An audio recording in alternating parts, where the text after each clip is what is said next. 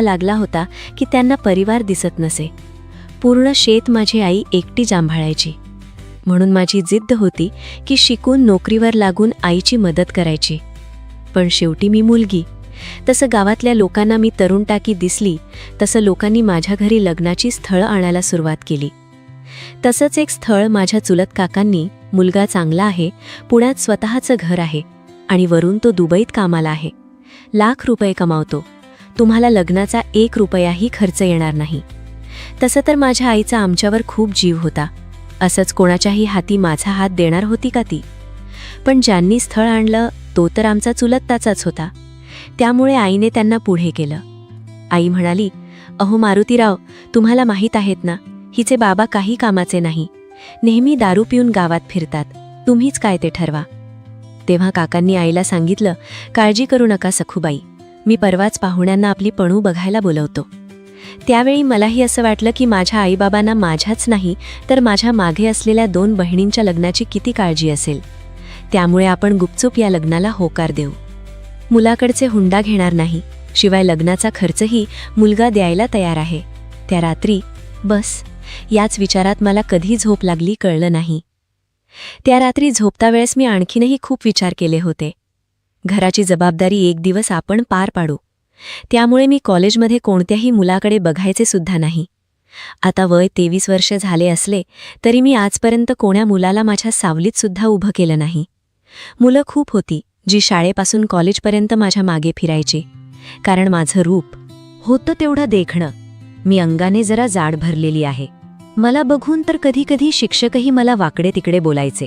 माझे काळे भोर केस की लांब सडक, मोठे डोळे आणि रंगानं मी गोरी पान. मग सांगा, कसं बरं मुलं मला न प्रपोज करता राहू शकतील?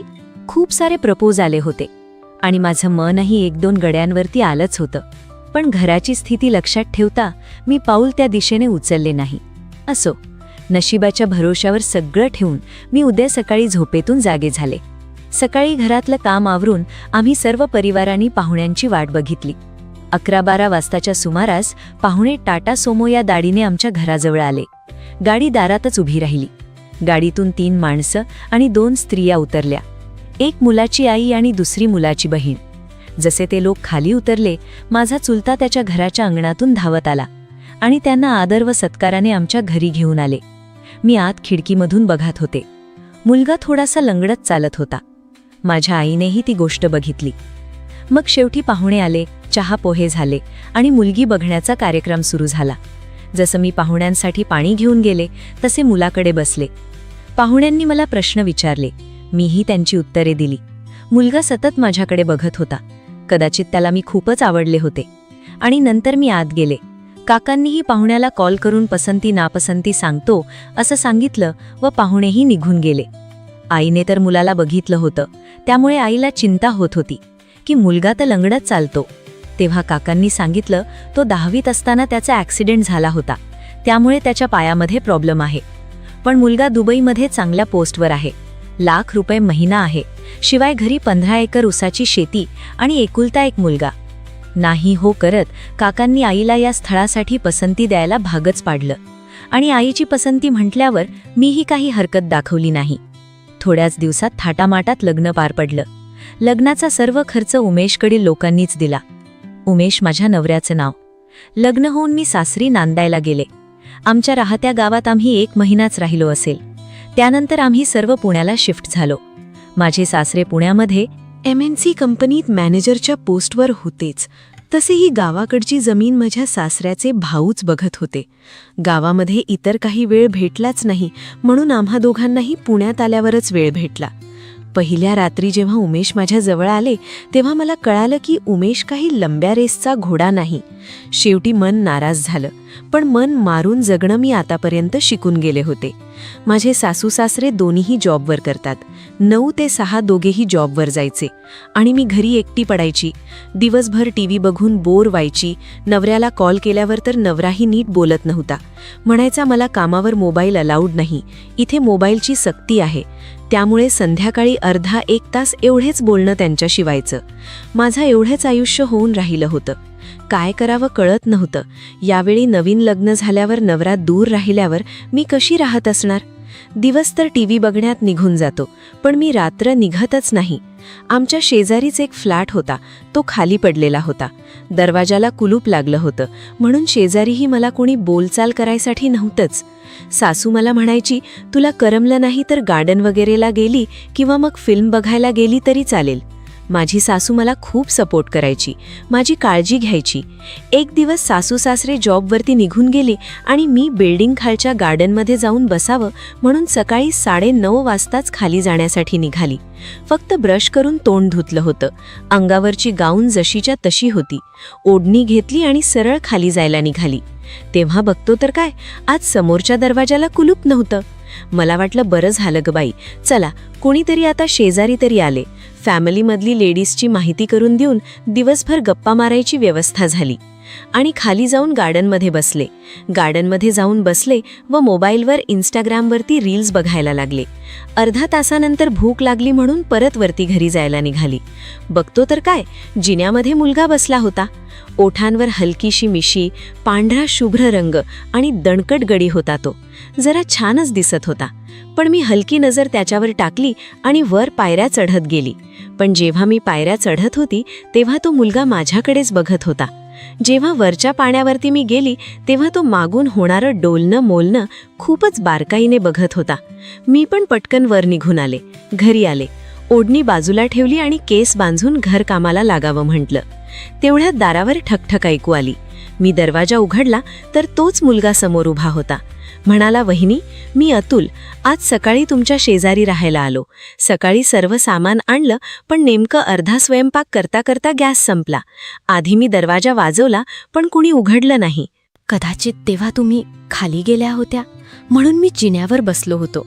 मला प्लीज काही मदत करसाल का? तेव्हा मी म्हणाले, का नाही, गॅस संपलाय ना, मग आमचा गॅस घेऊन जा.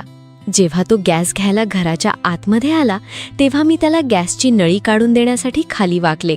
गाऊन ढवळा असल्याने त्याला जे दिसलं ते अनमोल होतं. नळी काढता काढता डोक्यात विचार आला. मी त्याला म्हणाले, असं करा अतुल, मी आता स्वयंपाकच बनवणार होते, तुमचाही स्वयंपाक बनवते. तेव्हा तो काही बोलला नाही. म्हणाला, ठीक आहे वहिनी, आणि जायला लागला. तेव्हा मी त्याला थांबवलं. म्हटले, तुमचा मोबाईल नंबर मला देऊन जा, स्वयंपाक तयार झाला की मी तुम्हाला कॉल करते.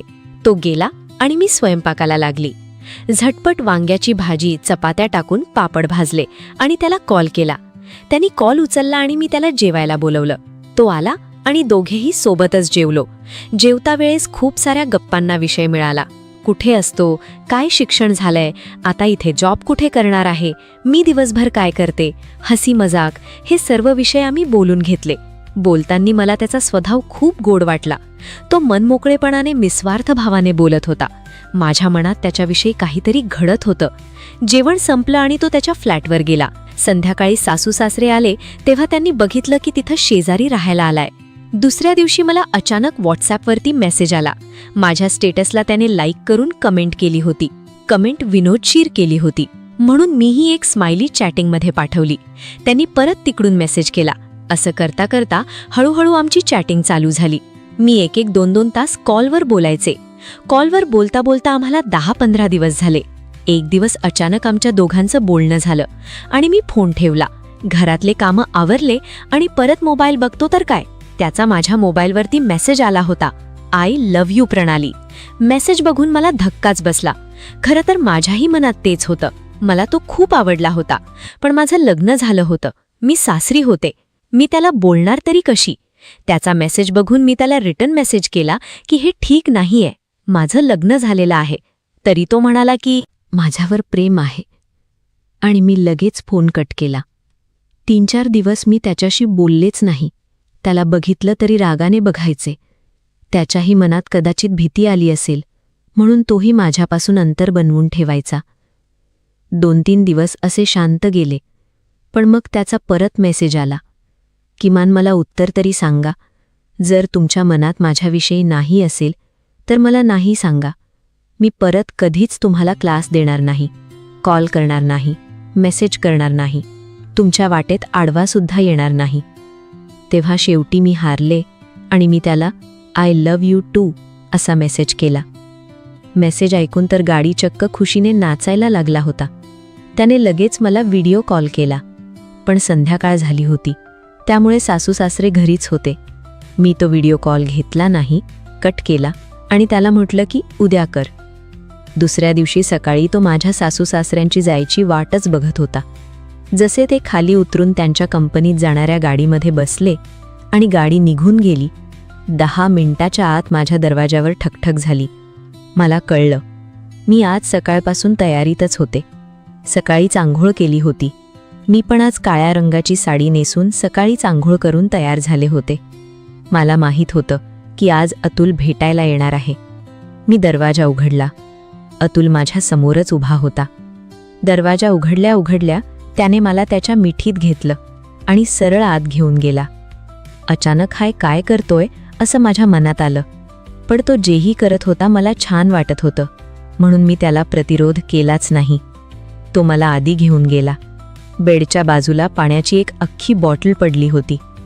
गळ्यानं अख्खी बॉटल पाणी पिलं आणि मग 10 बैलाच्या जोडीला आवरेना कोण्या वाघाच्या तावडीत सापडली हेच मला कळत नव्हतं. जेव्हा माझ्या पतीपासून मी नाराज होते, पण हा पट्ट्या तर असा घोडा निघाला, याच्यावर कितीही पैसे लावले तरी हारणार नाही. घोड्याने अख्खं मैदान गाजवलं. अहो सकाळचे 10 ते संध्याकाळचे 4:30 सांगून सुद्धा ऐकीना. त्याला कोणतं भूत सवार झालं होतं मला कळत नव्हतं. एकामागे एक तो काय काय करत होता मला शुद्धच राहिली नाही. शेवटी सगळं थांबलं. त्यानं माझ्या कपाळावर एक हात ठेवून प्रेमाने मला म्हणाला, चल आजच्यासाठी एवढे पुरेसं. आता आपण दररोज इथेच भेटू. घरासमोर तर घर आहे, पण उद्या तू माझ्या घरी येशील. मी त्याच्याकडे बघितलं. आज मला ते प्रेम मिळालं जे मला कधी मिळालं नाही. ज्यापासून वंचित होते ते मला आज मिळाले होते. माझ्या चेहऱ्यावर समाधान होता. एका मुलीला जीवनात यापेक्षा मोठं समाधान नाही. मी पण हसले आणि हो म्हणाले. उद्या तर माझं येणं होणार नाही, बहुतेक मला दवाखान्यात जावं लागेल, म्हणून मी उद्या येणार नाही. 1-2 दिवसांनी बघू असं म्हणून मी त्याला हसून टाळाटाळ केली. त्याने दुसरा दिवस खाली जाऊ दिला. तोही जॉबवर गेला आणि माझी सासू सासरेही जॉबवर गेले. पण मग अतुलनी सलग 10 दिवसाची सुट्टी टाकली. 10 दिवस दररोज मी त्याच्या रूमवर जायचे. जसे माझे सासू सासरे कामावर निघून गेले तसेच मी लगेच त्याच्या रूमवरती जायचे. दिवसभर तिथेच थांबायचे. त्याचं प्रेम आणि स्नेह मिळून परत घरी यायचे. माझा जीव त्याच्यात गुंतला होता.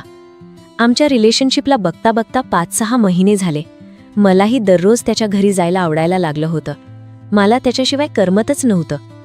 कधीकधी तर तो स्वतः कंटाळून म्हणायचा, काय ही प्रणाली, काय लावलंय तू हे असं दररोज.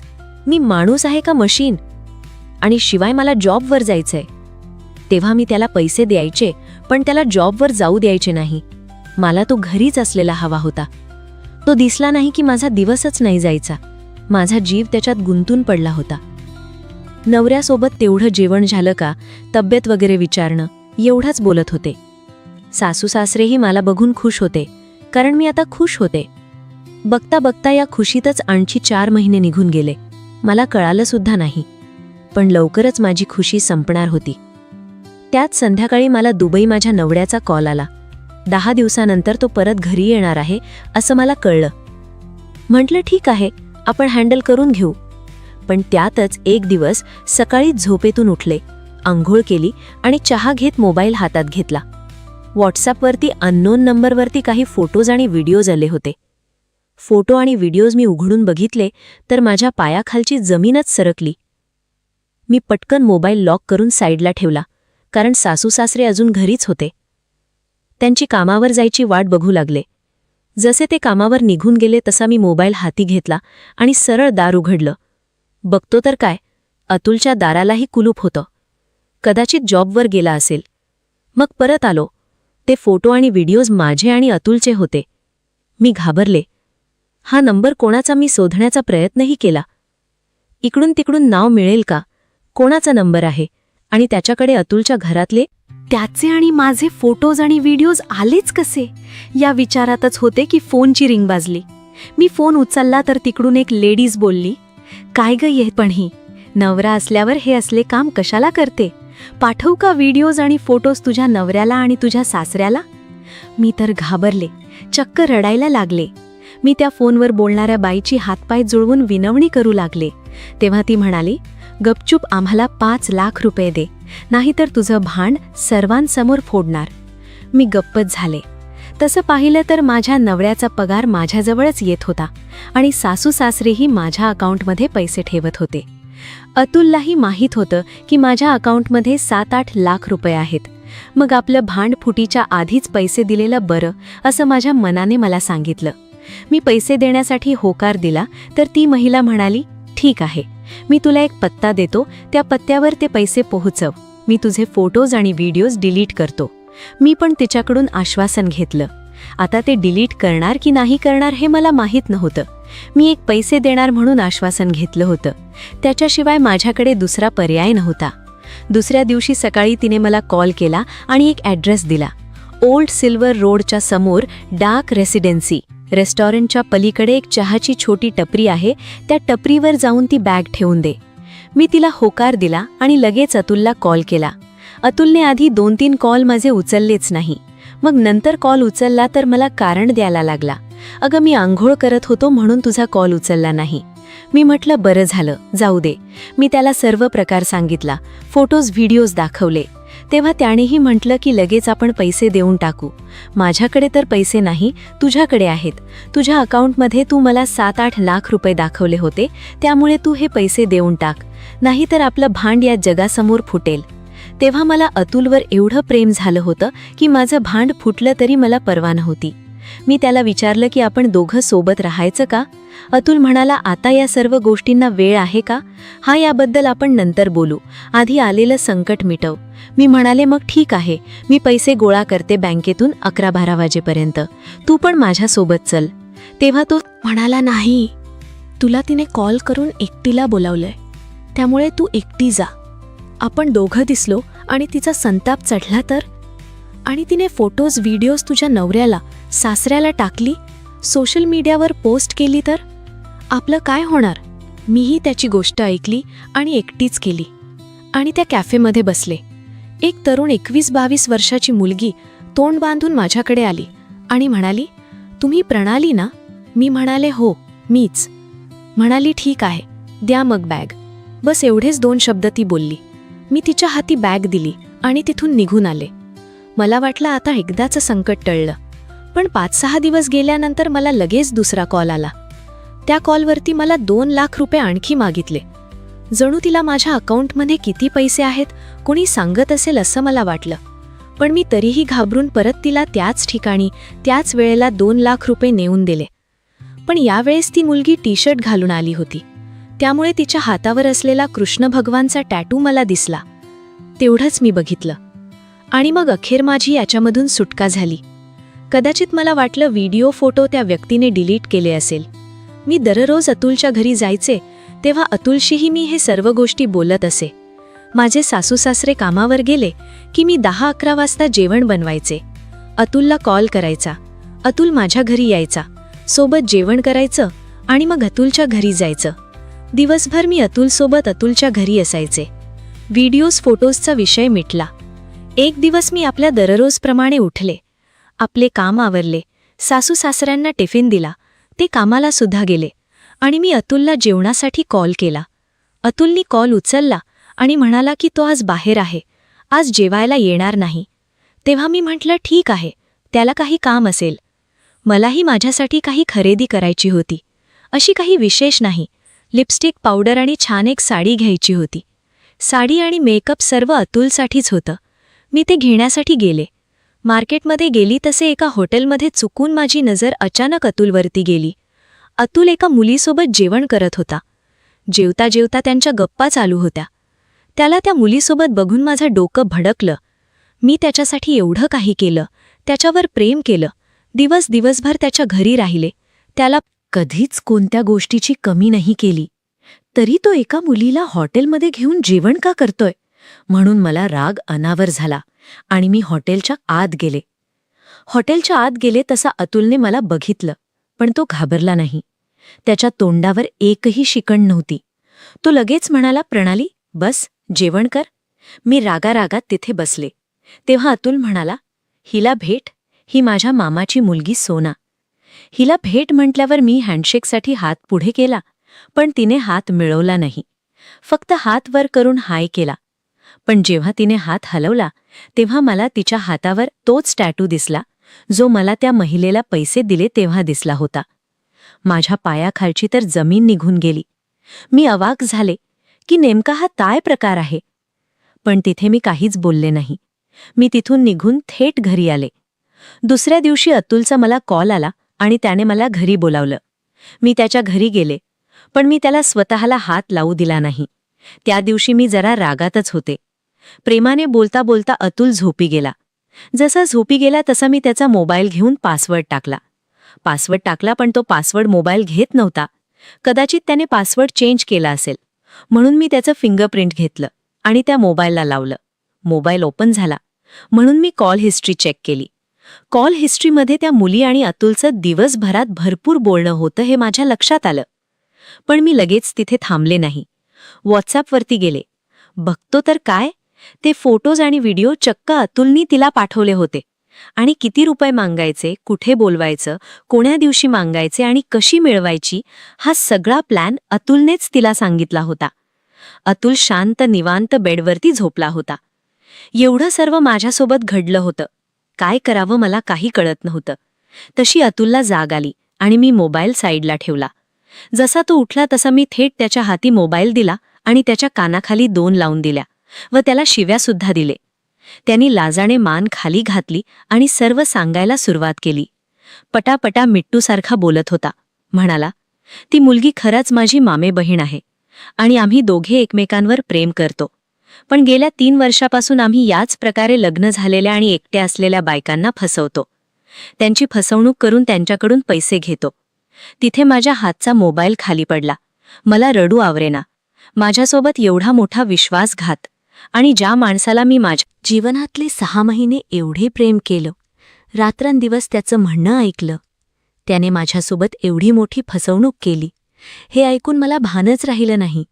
मग तो जरा सिरियस करून हसायला लागला आणि जे बोलला त्याच्यावर माझा विश्वास बसत नव्हता की हे शब्द अतुलच्या तोंडातून निघत आहेत. तो म्हणाला, एकट्या असलेल्या बायकांना फसवणं खूप सोपी आहे ग, आणि त्यांना फसवल्यावर पैसे घेतल्यावर त्या कुणाकडे सांगू शकत नाहीत, कारण की इथे घाबरतात त्यांचा संसार उद्ध्वस्त होईल, समाजामध्ये त्यांची काहीच इज्जत राहील आणि त्यांचे फोटो व्हिडिओ जर कुठे निघाले तर त्यांना काय पर्याय राहील. आता जे झालं ते विसरून जा. मी आपले फोटो व्हिडिओज कुठे देणार नाही. मी तुझ्यासमोर डिलीट करतो. म्हणून त्याने माझ्यासमोर डिलीट केले. मी तिथून घरी निघून आले. अतुल जेही बोलत होता ते खरं होतं. मी कुणाला सांगू शकत नव्हते, ना नवऱ्याला, ना सासऱ्याला, सासूला, ना माझ्या माहेरी. त्यामुळे मित्रांनो, कुणावरही विश्वास ठेवायच्या आधी खूप विचार करा आणि नंतर मगच विश्वास ठेवून आपल्या जीवनात जागा द्या. आणि आणखी अशाच मनोरंजक व थ्रिलर स्टोरीसाठी लगेच आपल्या चॅनलला सबस्क्राईब करून घ्या. स्टोरी आवडली असेल तर कमेंट लाईक करायला विसरू नका. परत भेटते.